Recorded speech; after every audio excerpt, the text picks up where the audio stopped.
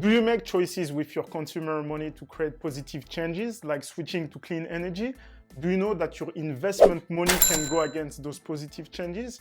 Let me explain you why in this video. So let's dive in. Many people decide to get someone else to manage their money, either because they want to or because of the way the retirement system is set up in the countries they live in. In Australia and in the US, those retirement plans are called superannuation and 401k. The main idea is that some money is taken from your salary on a timely basis and given to a fund that will invest it for you. The money invested during your working life aims at helping you to have sufficient money to cover your needs when you retire. Even if there are more and more funds that enable us to invest in specific causes that are important to us, most of us are invested through traditional funds. We would usually be happy if we have consistent good financial results, even if we have a limited view on the companies in which our money is invested in.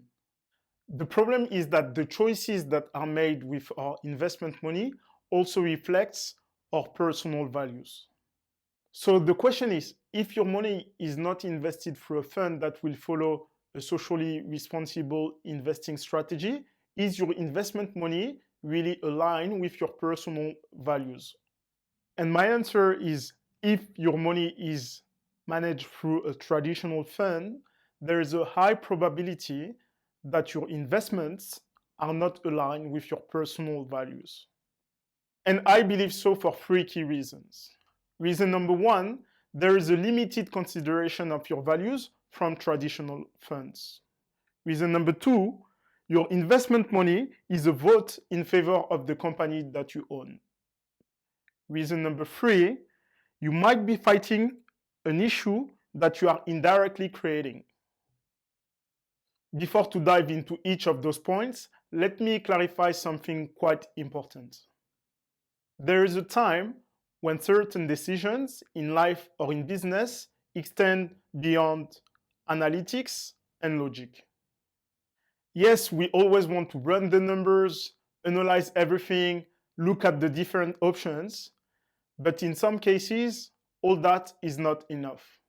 And this time is when we are talking about your personal values. They define what is important for you. Those values should be specific to you, and no one should tell you what they should be. You simply need to come up with them on your own. In my opinion, there is no good or bad values, but only different ones. However, I know that my happiness is highly driven by how intentional I am to live by my values day in, day out. This video does not aim at telling you what your values should be. And I repeat, this video does not aim at telling you what your values should be. The only objective of this video is to bring you some awareness between a potential disconnect between your investments and your personal values. And most of the times, when we look closely, there is a limited consideration of your values from traditional funds. The question about our investment preferences often relates to our risk acceptance. If we look at the investment guide of one of the largest superannuation funds here in Australia, the word risk appears 91 times.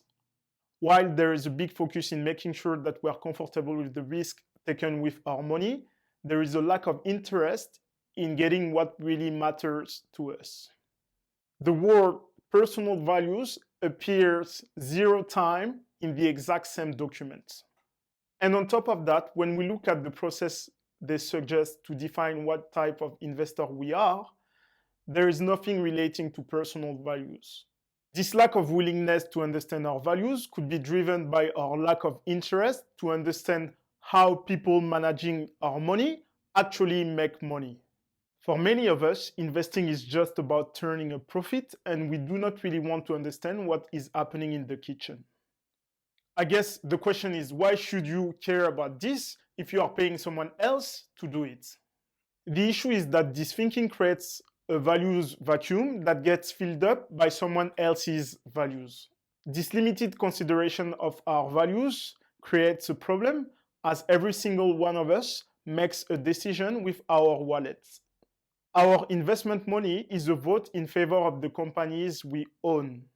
If you invest in those companies, you are de facto an owner of those companies, because a share is a piece of ownership of a company.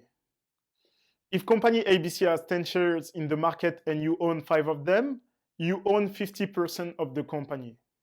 If you own a company, you indirectly embody its values and support them. These values can sometimes be written everywhere on the wall of those companies, but they can really be leveraged by the actions that they do on a daily basis. In addition of supporting the values of the company you own, your investments and the ones of others also enable them to maintain a higher stock price. A higher stock price enables those companies to run their projects more smoothly. If they have a high stock price, they will attract more positive press. And more positive press means that it will be easier for them to get access to more financing options to run their projects, as they will easily attract new investors. While your investment money can be really beneficial for the companies you own, if there is a disconnect with your values, it can be really counterproductive in supporting what you really care about. Because you might be fighting an issue that you are indirectly creating. To explain you this point, let me take an example and explain you Ami's story. She is what we call an environmental activist. Ami does everything well with her consumer money to protect the environment. She believes in clean money and always buys from companies that are engaged in protecting the environment. She cycles to work, always uses a reusable coffee cup, recycles everything, and she's always in to go for a strike to protest against those big companies that are damaging our planet. On a consumer level, she's an 11 out of 10 because she does more than anyone else to save our planet. However, when we look at her investment, it's a different story. Ami has overlooked her investment money since she started working. Like many Australians, she has not intentionally picked her superannuation and left the decision to her employer. She became a default member of the employer's chosen fund. She does not feel bad about this because she's doing the same thing as everybody else. According to the Australian government, almost 7 out of 10 working Australians pick their superannuation fund by default. The problem occurs when we look at where Ami's money is invested by the fund that she has not really selected. All her money is poured into companies that are not really eco-friendly. As such, all the good things created by Ami with her consumer money are wiped out by all the bad things created by her investment money. When we make the difference between her consumer money and her investment money, unfortunately, Ami creates more damage for the planet than she thinks. While this is an extreme example, I have a couple of questions for you. If you are an environmental activist, does it make sense to have your money invested in companies that are not eco-friendly? If you are anti-drug, does it make sense to have your money invested in companies producing it?